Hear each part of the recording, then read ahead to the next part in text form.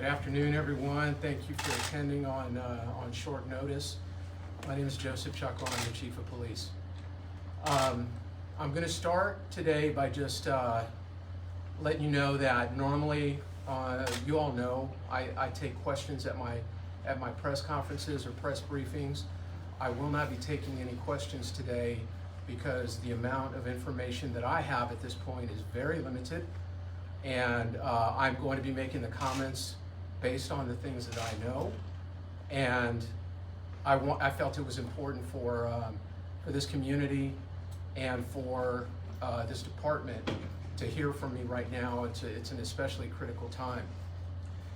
You can see that I have the entire executive and command staff of the Austin Police Department standing behind me right now, as well as City Manager Spencer Cronk and Assistant City Manager Ray Ariano that are here as well. And I wanted to take this opportunity to address the very recent statements made by the Travis County District Attorney. I have been intentional not to make statements out of respect for the criminal justice process and the grand jury proceedings as they have proceeded in this regard.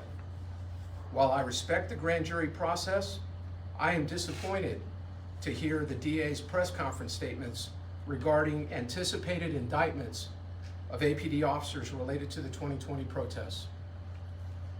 As a department, we asked these officers to work under the most chaotic of circumstances in May of 2020 and to make split-second decisions to protect all participants. The size, scope, and tenor of the crowds was underestimated by management.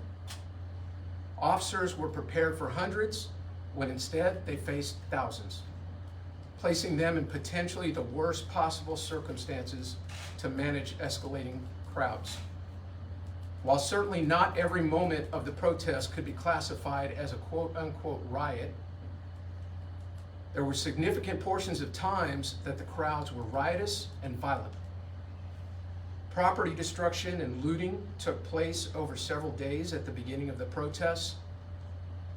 Rocks, frozen bottles of water, bottles containing bodily fluids, commercial-grade fireworks, and other objects were hurled at officers and into crowds in an attempt to seriously injure.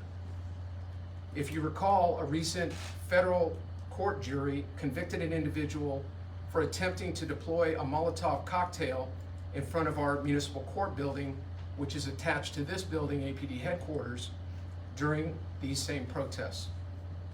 And I believe in many instances that officers were simply attempting to protect themselves and other protest participants. Additionally, the weapons provided to our officers did not perform in all instances in the manner anticipated. APD recognized this and now prohibits the use of less lethal munitions in crowd control situations.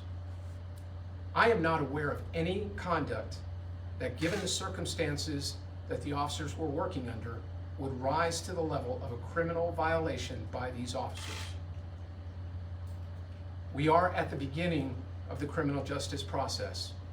As we move forward, these officers must be afforded all of the same protections of any defendant, including the presumption of innocence and the right to a speedy trial.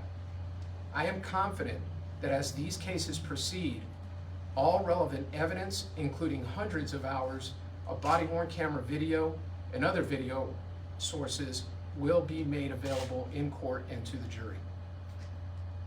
As we go through this process, I have been and remain supportive of the hardworking men and women of the Austin Police Department. I also want to reemphasize my commitment to transparency and the rebuilding of trust between APD and the community. Again, I'm extremely disappointed in today's announcement and will be waiting to hear further details from the District Attorney's Office. Thank you all very much for attending.